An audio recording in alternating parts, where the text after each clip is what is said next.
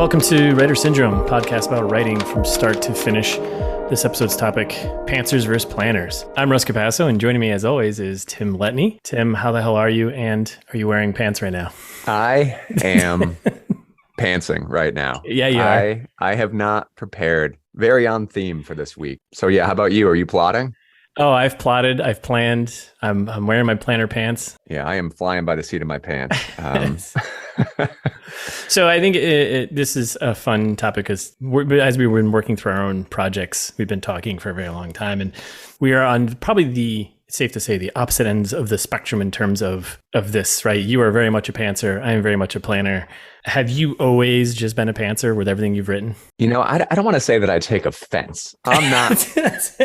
I feel like I do some plotting, but I don't plot to the degree in which you do. So like the spreadsheets, and so I had an outline, a very rough outline, right, in the beginning. But I will say that when I start, I definitely fall on the pantsing side of things, where there's this kind of lighting the forest as you walk, as opposed to seeing the whole thing. Yep. So yeah, I definitely start that way, for better and worse. So how about you? So I've pantsed a few short stories here and there, and I think there's a little bit more manageable to do that with. But when I first started getting into this project of writing an 80,000 plus word novel story, I was like, okay. I think day one I was like, how to write a novel, and trying to find ways to is there a way I can break this down to smaller increments, because that's just how my brain works, right? It's like probably also from past work of being a product managers, where I just want to break something down to the smallest thing and kind of incrementally work on it. So yeah, heavy planner. And the thing that I found that helped me the most was, and I know you and I've talked about this, was the the snowflake method, which has been around for a while. A lot of different people have written about that.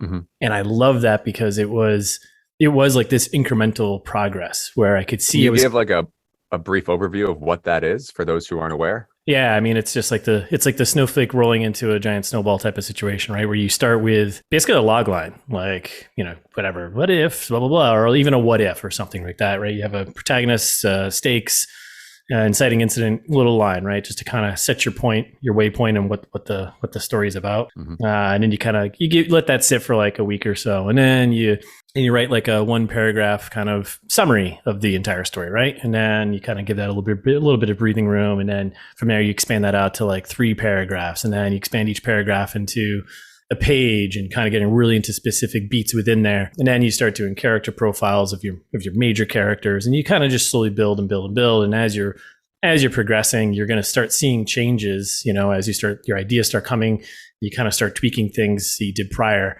And it's just kind of like this incremental progress. And then you get to a stage where like, okay, you've got this 5-6 page treatment, got a rough idea of your character bios, backstory a little bit, right? And then you start kind of breaking that treatment down into individual scenes, getting somewhere from like 70 to 100 will get you, where you need to be.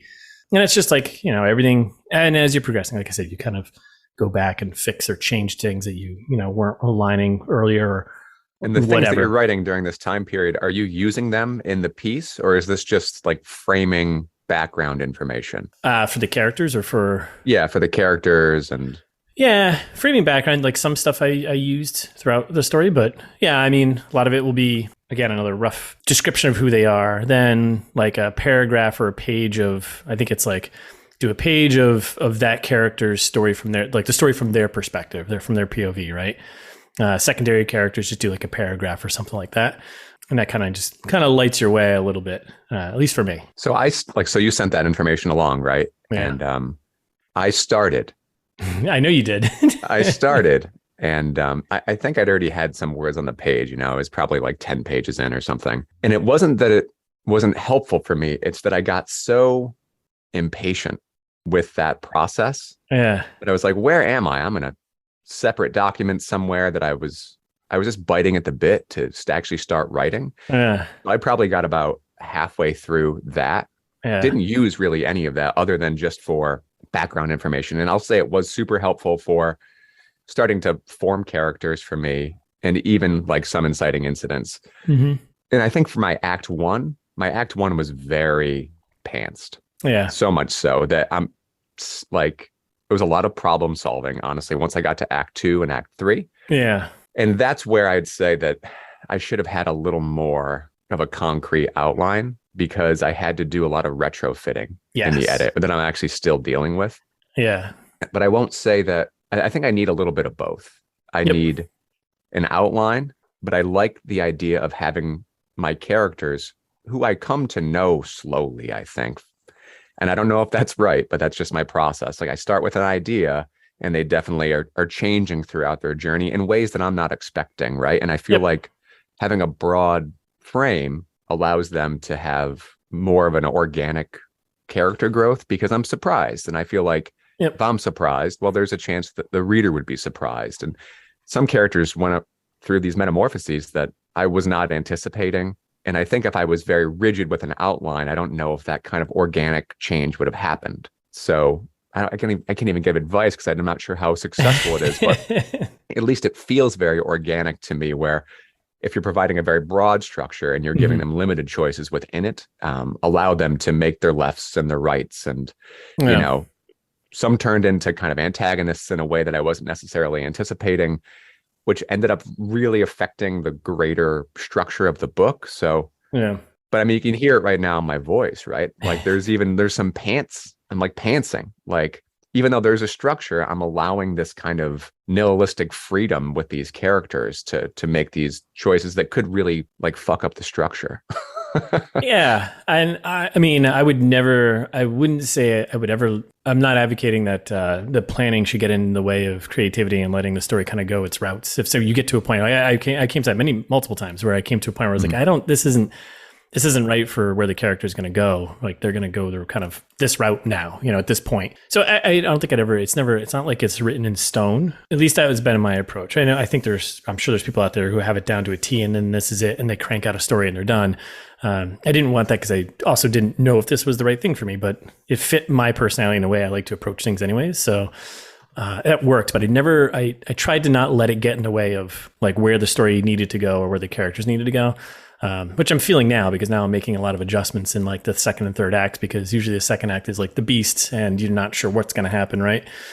So that's the one caveat I would say. I needed to be better even with the end. Like I'm still shuffling a little bit on my ending, which is terrible because then that completely dictates where people are going to get to. I think at least understanding that kind of helps get there. So when you started your story, how much of the overall story did you see? You said you did a little bit of outlining, but you had an opening, you had an ending? Did you have like specific scenes or like? So I talked about this in a previous podcast a little bit. It's when I started in earnest, when I was still in Somerville, like I said, it was like binge writing. I didn't have much of anything other than a feeling. And it wasn't until I moved down to New Jersey and started focusing on it in earnest that I was able to put some structure around it. No, when I first started, it was, you know, it's got to get the demon out of me. You know, I'm going to sit down, going to write, get it out, have that feeling again.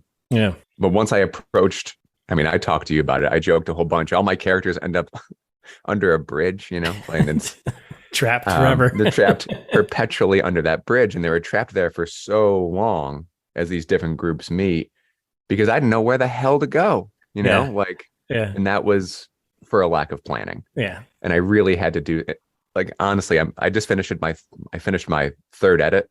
And every time I go through the edit, I get stuck on that bridge again. You know, it's just like constantly refining and making sure that there's some logic at play based on where these characters are going. I'm just doing like a quick cleanup before I send it to you. And I just went through the bridge part again.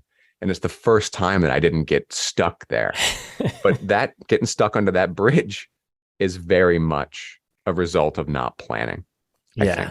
Yeah. The number of times I think you've texted me as you've been writing this and you just text me like, I'm stuck at the fucking bridge again. I'm stuck at the fucking bridge again. Yeah. And honestly, that part still needs work. You know, it's right before fun and games start happening in the book. And it's just not, it's a slog. It was a slog to write. So I'm sure it's a slog to read. So I think my goal with the planning as much as I do. And again, I kind of was learning as I was on the fly. I was pantsing my planning, I guess, and figuring it all out. And I think now I've got a pretty good system for myself. Like, there's no right way, right? The only right way is what works for you. So I think I found I've taken apart the snowflake one because I'm like, all right, this is a little too much. I can skip a couple steps here. And I like starting with just the log line and kind of sitting there and letting that simmer. I like having a treatment, and then I like having a rough character story, POV, before getting into it. I think the scene breakdown, which has been like my guiding light for this entire thing and keeping track of where things was super helpful in like edits. I think at first pass, it was definitely helpful because I kind of knew, okay, here's what I need to tackle today, and just get right to it. So you had those in a separate document, like individual scenes? Yeah, I just had two docs. I had one Google Doc that had basically treatment, logline, character profiles, quick descriptions. And as that thing kind of grew a little cumbersome, I kind of broke them out. But I just had it all in one spot. So that way I could always, any ideas, any resource, any links, blah, blah, just dump it all in this one spot. It's all in one place. And I kind of organized that a little bit later. And then the scene breakdown was just like a Google spreadsheet. And I just had quick scene, like a scene description was like a line or two of what it was to start. And I've actually tracked it, like all the different versions of this I've done. And like now I'm up to like, I've got like a goal and conflict and point of view and everything for each scene kind of outlined. And then I have like, in there I can put notes about like, oh, I need to fix this here. I need to fix this here. So just like when I go back to edit, it's like, okay, I know exactly where I need to go to fix things. I don't need to keep rereading this thing over and over again.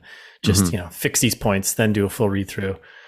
Can I say something really honest right now, Russ? Yes. Part of me is really envious of that process and the spreadsheet. And another part of me is completely offended that I mean, I guess it makes sense, right? That there isn't some, planning in a spreadsheet can be a really economical way to make sure that you're hitting your beats and you're going through your scenes. Yeah. But I guess like the idealist in me, like this naive little artist in me is like offended.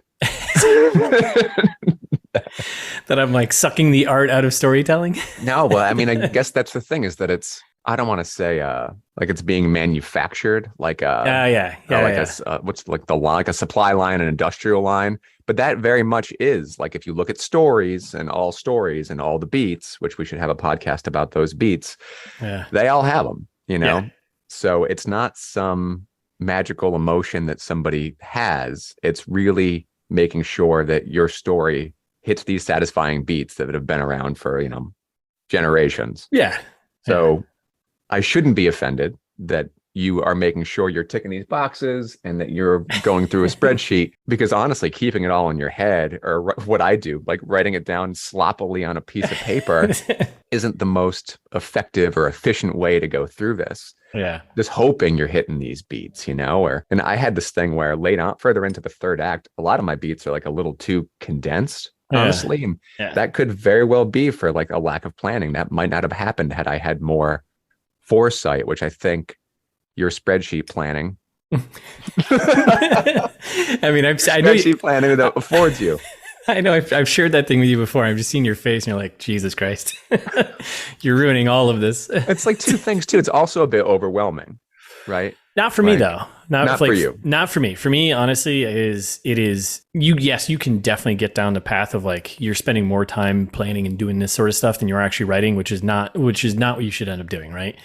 And I've been trying to actively avoid that. It's like, I don't want to go down a rabbit hole trying to find a perfect program to do this thing. It's like, this works for me. It's definitely a level of depth that's a little bit deeper than maybe most. I've watched other, writers who just crank out stuff, and I've seen them kind of give YouTube videos about how they approach things. And I mean, there's people who have spreadsheets just tracking like their word count every day and like their edit count every day and being like, okay, I got to hit this to get to this point, I mean, and those are people who are writing professionally and that's what they do. Right.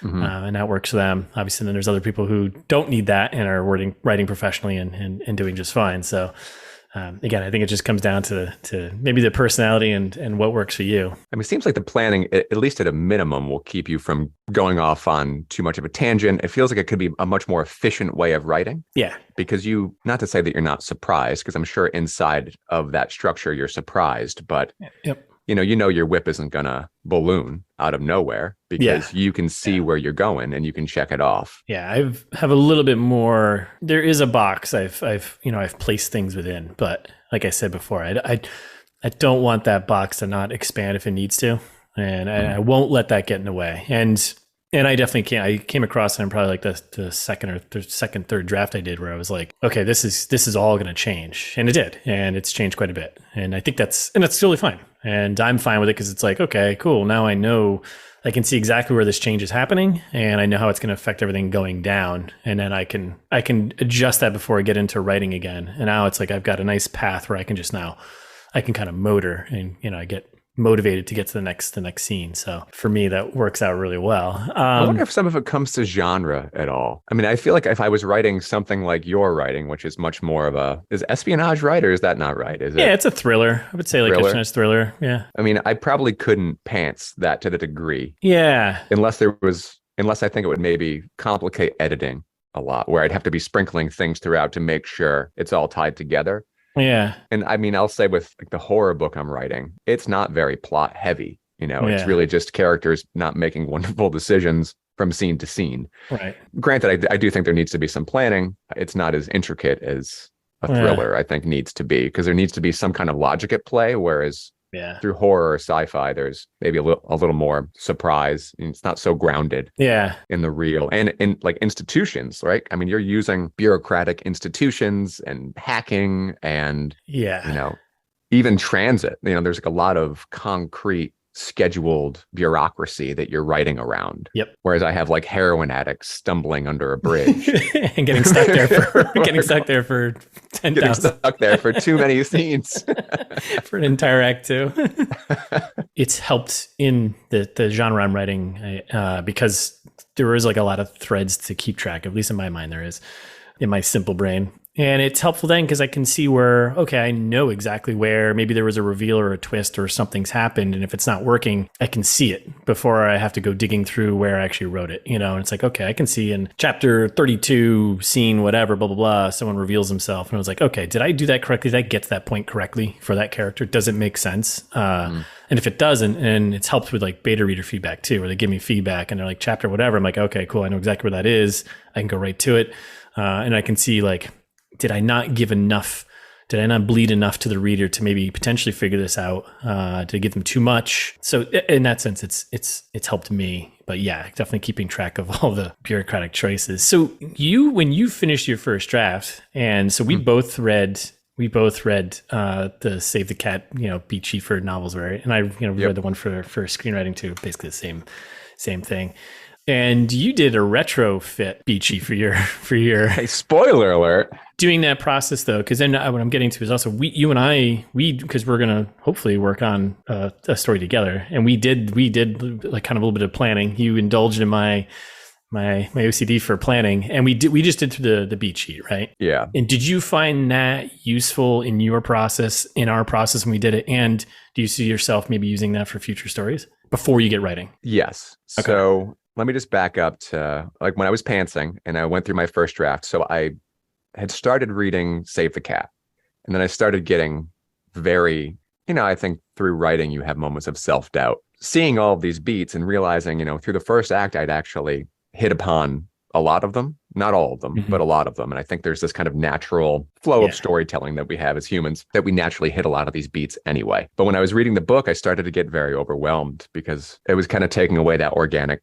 process. Yeah. And you gave the great advice. You were like, just shove it in put it on the bookshelf for now, come back to it later, because you don't want anything to hinder you, which was right. I think that was right at the time period. But yeah, definitely in retrospect, I think every time that I start a piece again, start a work in progress again, I'll use those beats. Yeah. Because I'll say I probably hit 70%. There's a lot of transitional act 2 to act 3 things that I didn't, that I just wasn't familiar with. Once you know them, you see them everywhere. It kind of decodes every bit of art, at least narrative forms of art. Yeah. But there's like there's little tiny beats. And like I said before, transitional act 2 to 3 that I've since inserted that were not present. Yeah. Like I had like an All Is Lost. I kind of upped it a little bit. But I didn't really have a Dark Knight. I didn't have the break into Act 3. There was just a lot of things that I think viewers and readers come to expect that I was missing a lot. So yeah, I went back and honestly, there's other ones too, like statement of theme.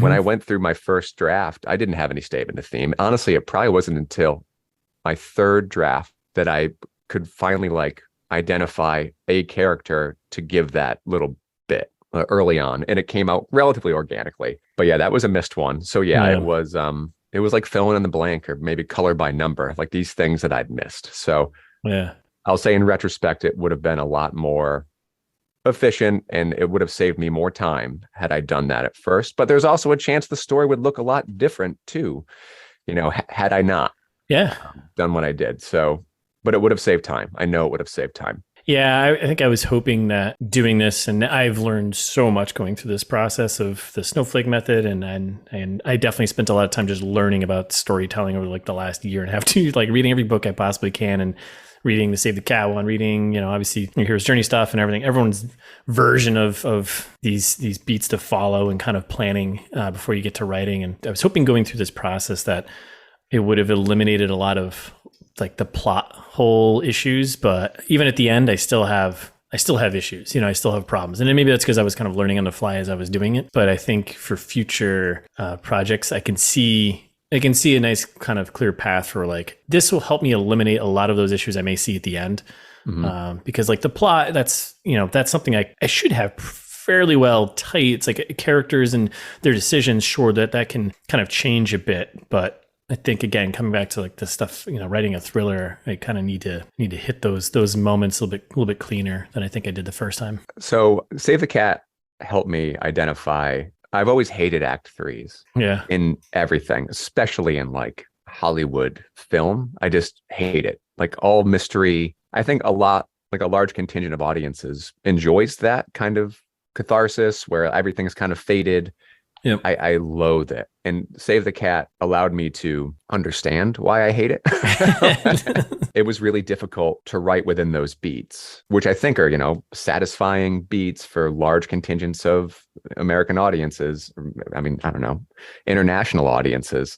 But it's just when all the mystery is gone and sucked out, it's almost like Act 3 so often feels like it's already the credits to me. Like I'm no longer hopeful or excited about the story. Yeah. Seeing those beats broken down and seeing why I feel that way was interesting. And then trying to write around that and hopefully making a satisfying conclusion where there's still some mystery. And there's some movies like that the third act is just off the wall.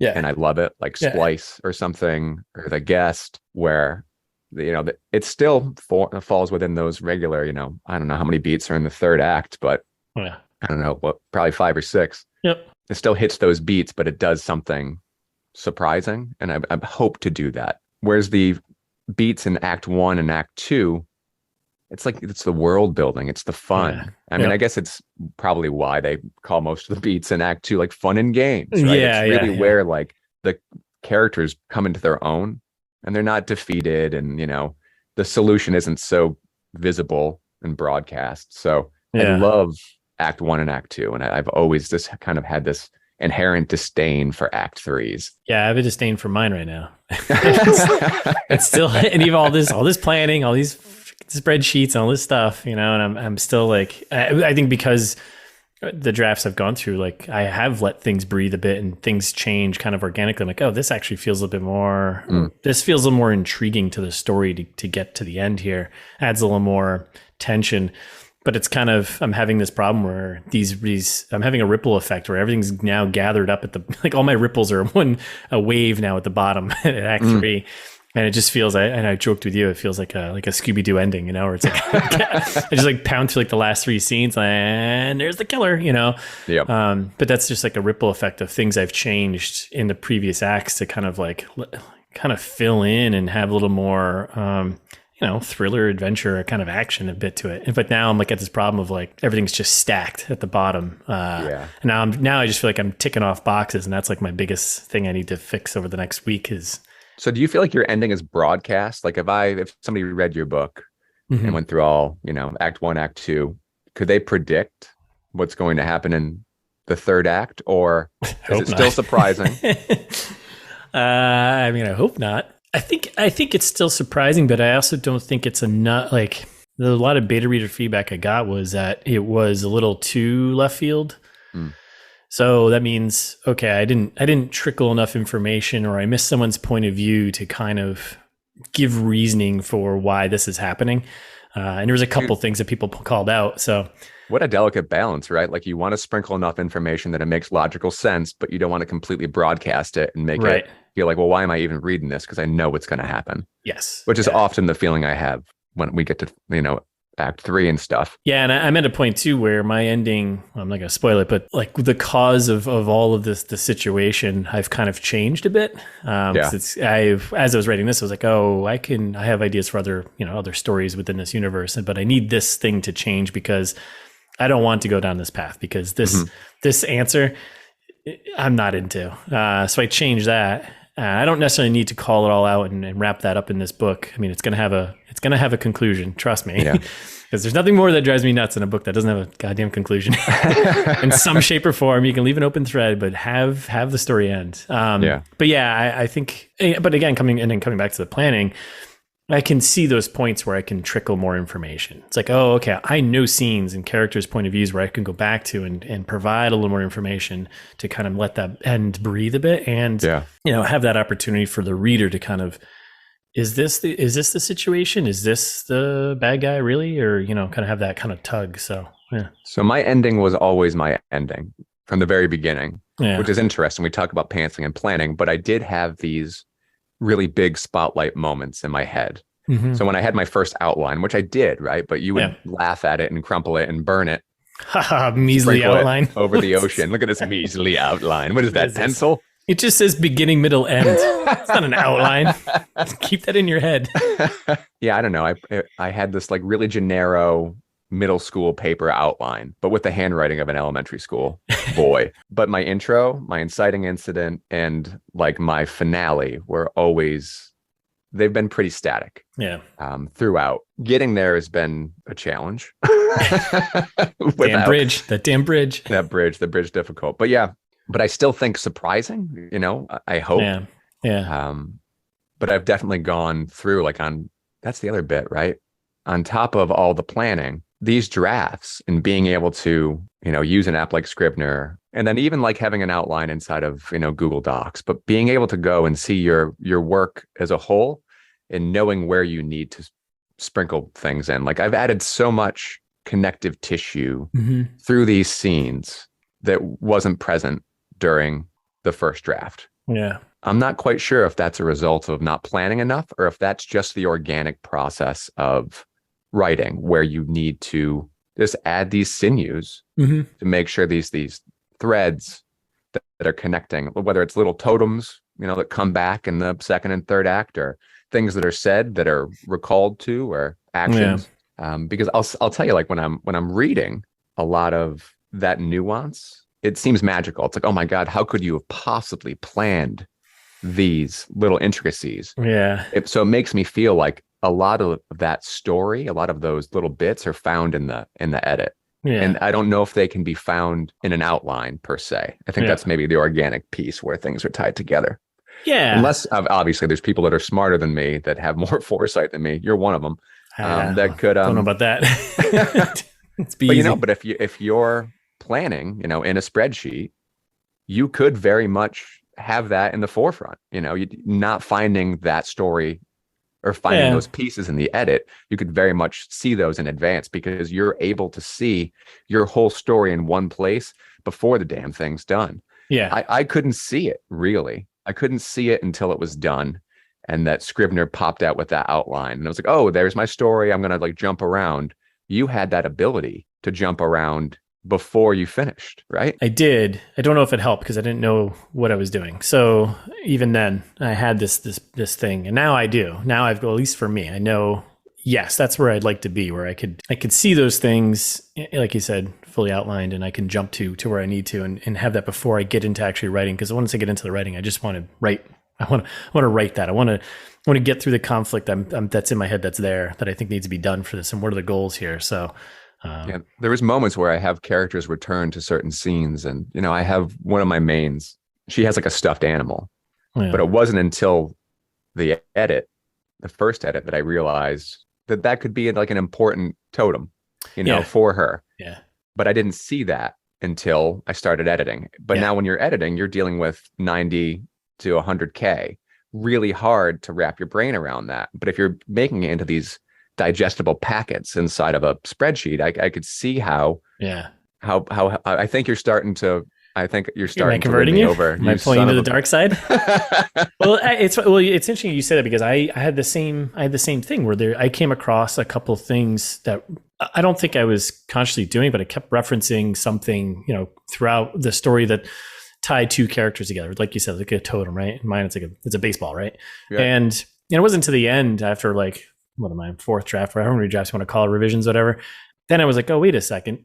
This is a great little setup payoff thing I could use later on. It's something that connects two characters who have like a mentor protagonist kind of relationship. And I can use that item, to tie it to the overall, solution or another thread to solving the main problem or the plot, right? And kind of move that along. And I was like, oh, but I didn't realize that until very much later on. Early, it was just, found that in the edit. You didn't find that in the spreadsheet. Yeah, early on, it was just like it was a connection between two characters, and then that was it. But now I'm like, oh, wait a second. Why don't I give that thing, that totem, that item, not only a setup and a connection between the two characters, kind of following along the theme of my protagonist and like what he's going through, but then also using it as the thing that could pay off at the end as like a light bulb moment of like, oh, this is, they're doing something with this object that triggers an idea that moves the plot along. And I was like, that moment, I was like, ooh, yeah, all right. I think I'm writing. I think I'm a writer now. So Russ, come with me on this imaginary journey. Oh boy. In a world where you were a pantser, how would you have written this? Do you think it would have been possible to write your story as a pantser? For me, and being a first time, this is my first, big book project. There's no way I think I would have been overwhelmed with the possibilities of where I could have gone with everything. And I just not having any bit of structure would have just been a complete mess. Like, first drafts are supposed to be complete messes. Mine was, even with like this little bit of planning I did. But I think it would have been chaos, or it would have been 10,000 words and I've been done. It would have just been like, and they win. Movie over, or book over, right? And they solve the problem, blah, blah, blah, blah. I don't think I could have. I personally don't think I could have done it. Okay. It would have been too overwhelming for me to just let it fly. Like, every day, sit down and be like, okay, where are they headed today? So, where'd you come across the snowflake method, and like whose, germ of an idea was it? Is it attributed to a person or a website, or is it just kind of common knowledge? I think early on, when I was like Googling how to write a novel, I came across this site, advancedfictionwriting.com or something. And I don't know if this guy is like the creator of this or whatever. I don't know. It's kind of, he's listed as being the creator of this snowflake method. I have a feeling it's been around for a long time, but he apparently writes a lot about fiction writing and structure and stuff like this. So basically, my early Google searching for like story beats and just planning to write a novel, I came across this and I read through it and I was like, oh, okay. This breaks everything down into my brain in a way that I can organize and I can write. And that's kind of where I started. So, and then I just took this, kind of followed to the T, and then I tweaked it as like the second edit came around. I was like, okay, I don't need to do this. This isn't right. And then reading like Save the Cat and other, story beat books, I just pulled things I liked out of those and kind of combined it into this method. So, but yeah, I think that's where it all started. And that kind of set me on a path of kind of having some structure and then kind of figuring it out as I went. Just think about stuff I'm like watching and reading, right now, today, right? I just finished the final book in the Expanse series, Leviathan Falls. Oh, yeah. And you look at that series, right? And that's like, 9 books plus all the novellas and everything. Yeah. I know originally it was supposed to be a board game. It started out as an idea for a board game. Really? Yeah. And then because it's two guys who write it, right? James Essick or whatever. He's the pen name for the two guys.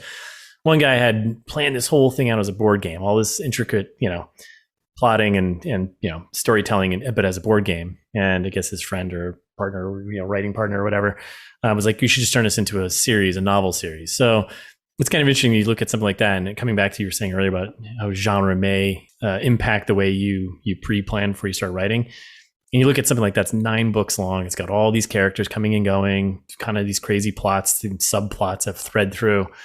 And you got to think, like, obviously they had some massive plan, right? Like, there's got to be some big doc, some big spreadsheet that I'd fall in love with, kind of outlining all these things. So yeah, there must have been, especially with having 2 two authors and two creators. Yeah, where they write, I think they do every other chapter. They split it pretty even, or maybe they split it by characters. I think I'd read. I can't imagine all the beats and sub beats that go into something that epic and huge. No pun intended. That expansive. That expansive. The expansive thing. Yeah.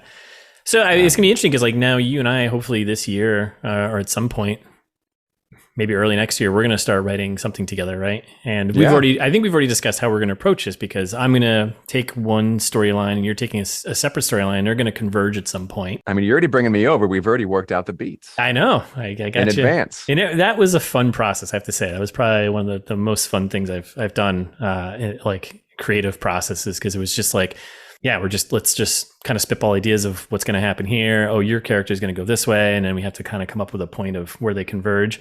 But I think, our plan is to try and get like 80, 90,000 words. We're going to split that pretty evenly. I may have a little bit more because like my tail end, but. Yeah, and I'll try not to overwrite like I do. Or I'll just take those words and use them. I think it's going to be interesting, but we're also going to have two separate approaches where I think early on we were talking like the only thing we need to worry about is what's the point of where they converge. And that's it. And then you can pants all you want on your side, and I'm going to. Well, I mean, we've already done some planning. I'll tell you, it feels less intimidating coming into the story knowing the beats. Yes. Right. 100%. Not that it's as simple as like a color by number or a fill in the blank. It'll be easier for me to plan one scene to the next, knowing where all those beats are. So, I mean, I'm coming along. I would never say just pantsing without any planning is the way to go. If you value your own time. Obviously, if you just want to write and enjoy it and be surprised in where you go. Yeah. But if you have a timeline and you want to finish, I would not pants it and I would not edit as you go, because those are two ingredients for never finishing. Yes. Ever. Yeah. If you plan and go through all those beats and then edit, I think you've got a really great chance of finishing your work. Yeah.